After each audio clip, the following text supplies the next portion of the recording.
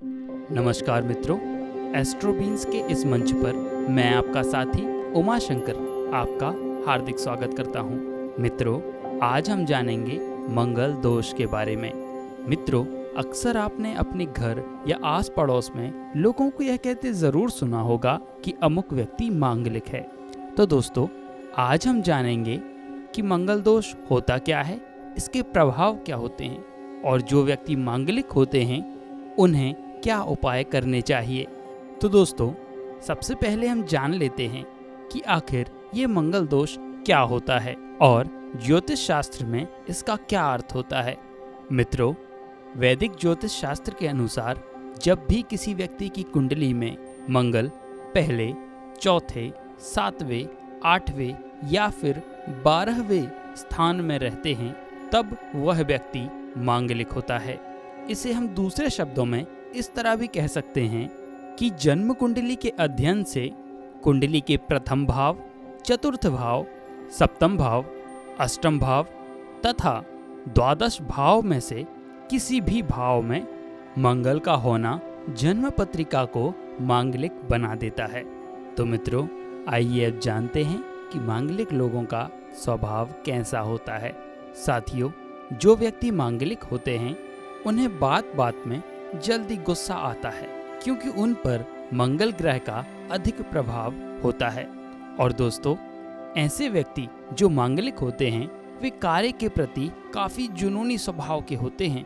इनकी वाणी कुछ कठोर होती है और साथ ही साथ इन जातकों को लड़ाई झगड़ों से कभी भी डर नहीं लगता है। तो चलिए मित्रों, अब हम जान लेते हैं कि मंगल दोष का जातकों पर क्या प्रभाव होता है।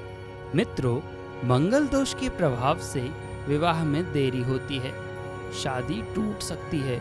यदि विवाह हो भी जाता है तो जीवन साथी से तालमेल का अभाव रहता है और इसके पीछे का कारण यह है कि वही कुंडली में 7वां भाव विवाह या वैवाहिक जीवन को दर्शाता है और इस भाव में मंगल का होना अशुभ होता है।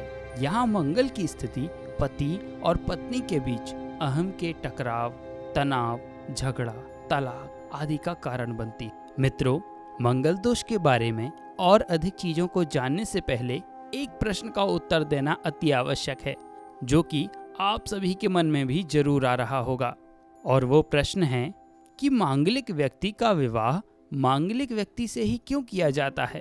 तो दोस्तों, आइए इसका उत्तर जानते हैं। साथियों, कुंडली में मंगल ग्रह के भारी होने पर जातकों पर मंगल ग्रह का विशेष प्रभाव रहता है और कुंडली में मंगल का प्रभाव अधिक होने पर ऐसे जातकों में कामुकता ज्यादा होती है और मांगलिक व्यक्तियों में काम की इच्छा अधिक होने के कारण इनका विवाह मांगलिक से ही किया जाता है। और इस तरह मांगलिक का विवाह मांगलिक से करने पर यह एक दूसरे की इच्छाओं को अच्छे से पूरा कर पाते हैं और साथ ही एक दूसरे का साथ अच्छी तरह से निभा पाते हैं। साथियों, यदि कोई व्यक्ति मांगलिक है तो इसके प्रभाव को कम करने के लिए उसे क्या उपाय करने चाहिए, इस विषय पर भी हम बात करेंगे। लेकिन उससे पहले हमारे दर्शकों से आए हुए कुछ आवश्यक प्रश्नों पर हम बात करेंगे। तो हमारे पहले दर्शक लिखते हैं कि क्या 28 वर्ष की आयु के बाद मंगल दोष समाप्त हो जाता है? तो इसका उत्तर है नहीं।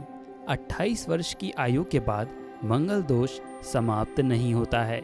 वास्तव में अगर किसी भी कुंडली में कोई दोष है तो वह जीवन पर्यंत रहता है। वैदिक ज्योतिष के अनुसार मंगल ग्रह किसी इंसान की उम्र के 28वें वर्ष के बाद उसके जीवन को एक अलग रूप में प्रभावित करता है। मंगल की उग्रता या ऊर्जा इस आयु के बाद दिशाबद्ध हो जाती है, लेकिन यह विवाह को प्रभावित नहीं करता है। मित्रों, हमारे दूसरे दर्शक ने हमसे पूछा है कि क्या मुझे कभी भी मंगल दोष से छुटकारा मिल सकता है? प्रिय दर्शक, यदि आपकी कुंडली में मंगल दोष है तो वह कभी भी समाप्त नहीं हो सकता है, लेकिन आपको मांगलिक दोष की जांच करवानी चाहिए।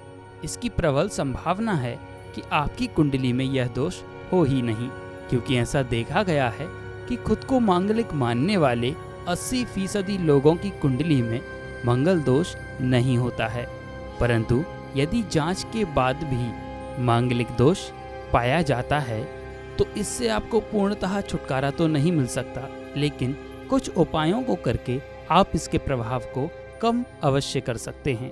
प्रिय साथियों, आइए अब हम जानते हैं कि कोई व्यक्ति यदि मांगलिक है, अर्थात उसकी कुंडली में यदि मंगल दोष है, तो ऐसे जातक क्या उपाय कर सकते हैं। मित्रों, मंगल के प्रभाव को कम करने के लिए मांगलिक लोगों को भगवान शिव एवं हनुमान जी की आराधना करनी चाहिए। मंगल के अशुभ प्रभावों को कम करने के लिए ज्योतिष शास्त्र में कुछ उपाय बताए गए हैं, जिनमें मुख्य रूप से मूंगे को धारण करना और गेहूं, मसूर की दाल, तांबा, सोना, लाल फूल, लाल वस्त्र, लाल चंदन, केसर, कस्तूरी, लाल बैल, भूमि आदि का दान करना है। इसके साथ ही साथ आप हर मंगलवार हनुमान जी का व्रत रखें एवं संभव हो तो हर मंगलवार सुंदरकांड का पाठ करें और हनुमान चालीसा प्रतिदिन पढ़ें। दोस्तों, हम आशा करते हैं कि एस्ट्रोबीन्स की तरफ से आया हुआ यह वीडियो आपको मंगल दोष के बारे में कुछ नई जानकारियां दे गया होगा। यदि आपके कोई और सवाल हैं तो आप कमेंट बॉक्स में लिखकर हमें ज़रूर बताएं। हम शीघ्र अतिशीघ्र उन प्रश्नों के उत्तर देने का प्रयास करेंगे। आपके और आपके अपनों की मंगल कामना के साथ मैं आपका दोस्त उमाशंकर एस्ट्रोबीन्स के इस मंच से आपसे विदा लेता हूँ। जल्द ही हम अगले वीडियो में फिर मिलेंगे। बहुत बहुत धन्यवाद।